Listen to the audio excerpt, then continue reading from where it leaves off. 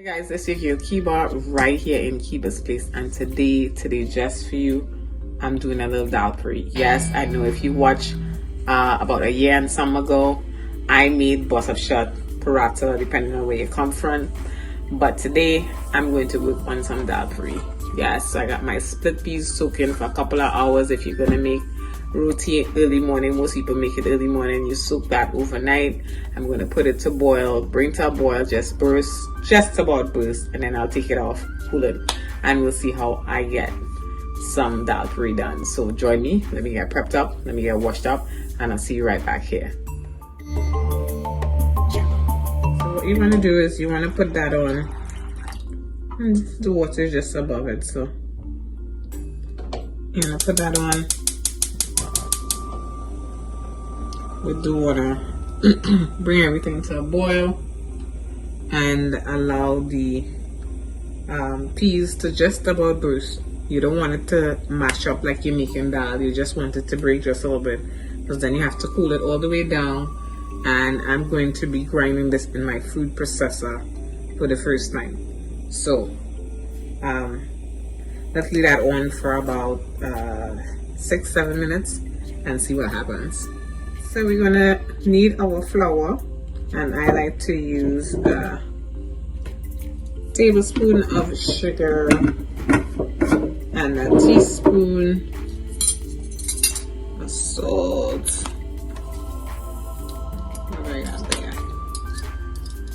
And this is basically for people who want to follow what I do normally. I can wing it, but for you, the viewers' benefit, Kiba will measure. Alright, so that is a teaspoon of salt, a tablespoon of sugar, and I'm going to need 2 tablespoons of baking powder.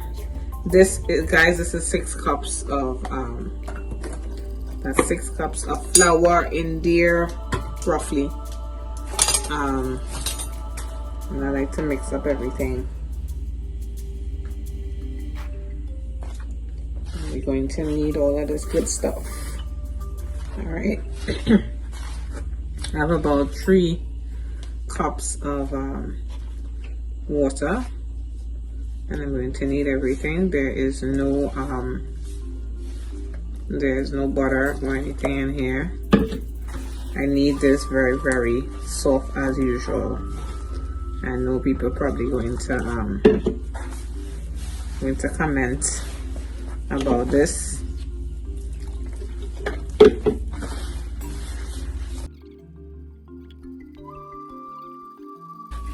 And everything is kneaded together. I pretty much base my flour with oil.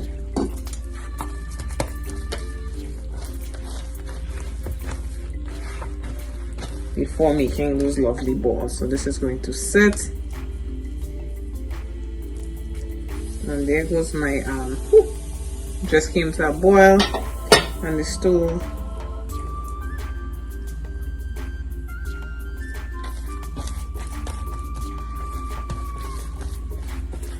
Alright, I'm going to cover this down and have it sit until further notice. Right, this is the tricky procedure. So it took probably like about 6 minutes just to come to a boil. But then you have to leave it on for about 6 more minutes and be able to squeeze the peas in your hand. Guys, this is very hot if you do this at home, so you won't see that the pieces just about hit, but you just need to cook it slightly so that the peas can break up. But remember, I am a chef, so I may be able to do something that your hands can't do. So the peas just about be able to do that in your hand. So that's what you want it to do. So I'm going to drain this out, allow it to cool, and then I'm going to show you the grinding process. Alright guys, so this is my peas, and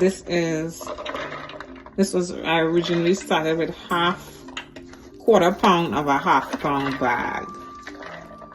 So that is how much peas I have. It's kind of still warm. I have about 4 garlic sliced up in here. I'm gonna add that to the mix, and I'm gonna have that. If you had shadow benny, if you had cilantro, you would put your cilantro in there. I do not have shadow benny today, guys, so that's about the size of that. So normally, well, let's get this on the road and see how it goes. You want to puree it. If you have a blender like mine, you want to hit puree.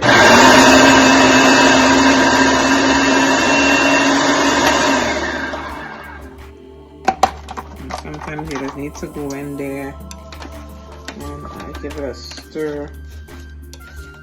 If you want everything to be blended up nicely. Try to have no water in there. The peas would not come out as, fine.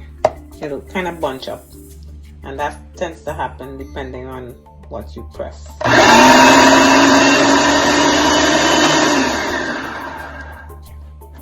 Alright, so you'll probably have to do this about 6 or 7 times to get it to the consistency that you like. I got some garlic in there, and you're gonna have to pass your hand through it to see if it is a nice shredded texture that you like. I'm gonna further season this up with some salt, some turmeric. I normally would have boiled the turmeric in the peas when the peas was boiling. I didn't do that, but normally I do that. And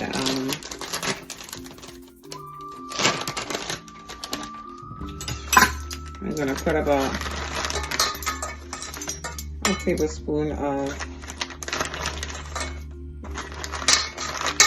2 tablespoons of geera, cumin, if you don't have geera and you live in the States. And then I'm gonna put about a teaspoon of salt in there to season it up. So you want to season up the peas. This is the filling in the this is the filling in there. I want to get my hands in there. All right, so I got my gloves, and you want to mix all these lovely ingredients that go in the middle of. It smells so good, guys. Oh my word, it smells so good. So this is what goes in the middle of your roti. It's that dal peas, that yellow split peas, that's seasoned up. Like I said, if you have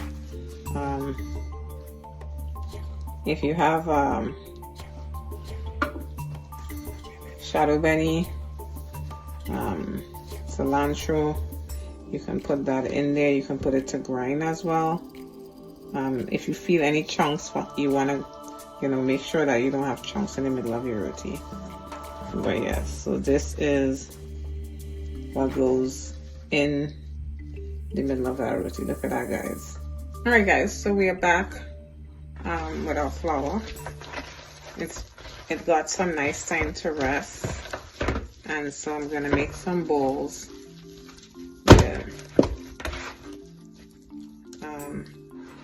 I like to just, let's put this over here.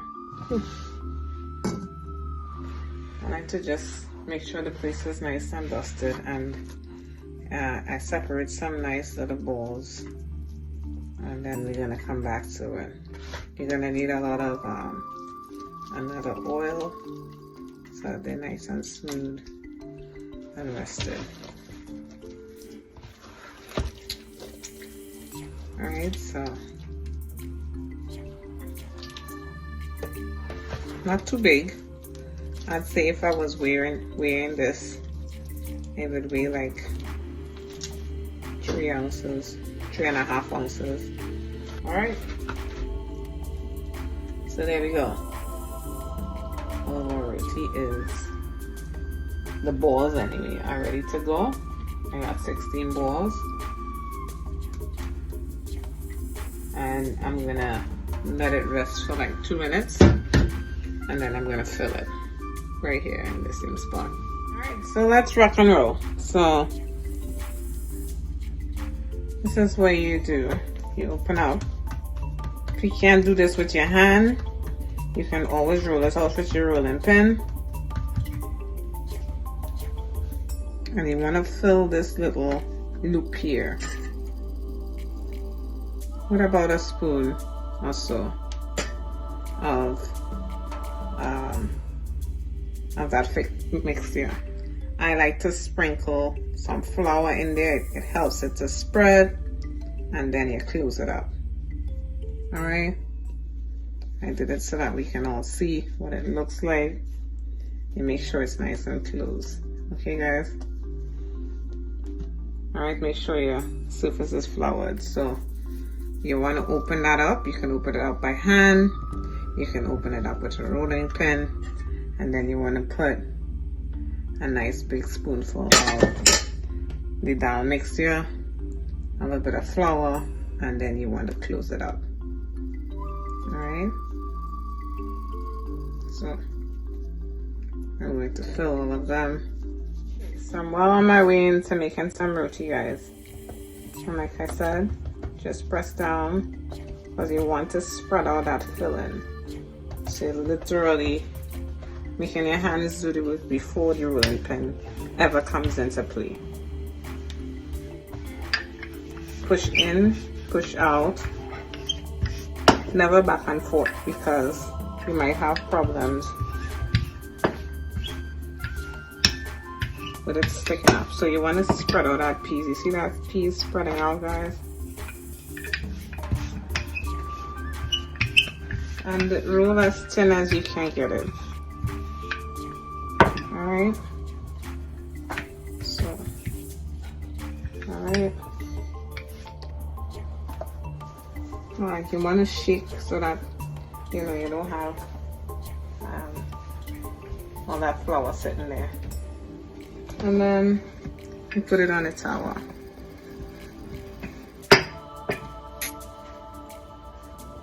Allow it to sit for about a minute, then it'll start to raise. You see the edges cooking. And you'll take your dabbler or whatever you have. Back in the day it was a little spoon, and you flip it. Then you will grease it all over the edges on that first side. And then you'll flip it back over so that it cooks on that side.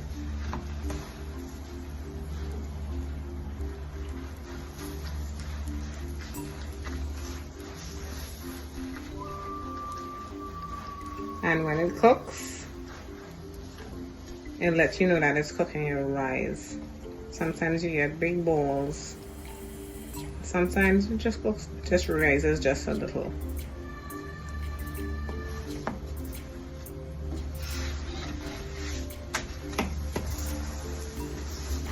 But you'll hear it.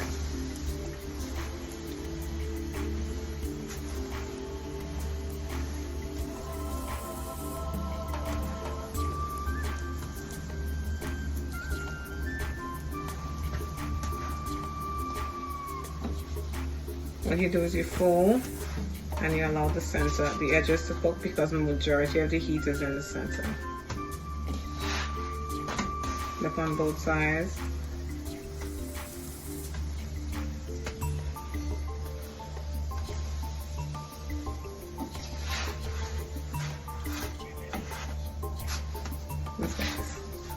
You can allow it to sit there and to cook to make sure the edges are cooked. And then you're done. Guys, I'm not sure what you like with your roti, but you know we're eating this all day, all night. I like the pumpkin and char, curry shrimp. Yeah. So I'm about to make that filling. But tell a friend. Tell our next friend. And I'll see you right back here in Kiba Space. Okay.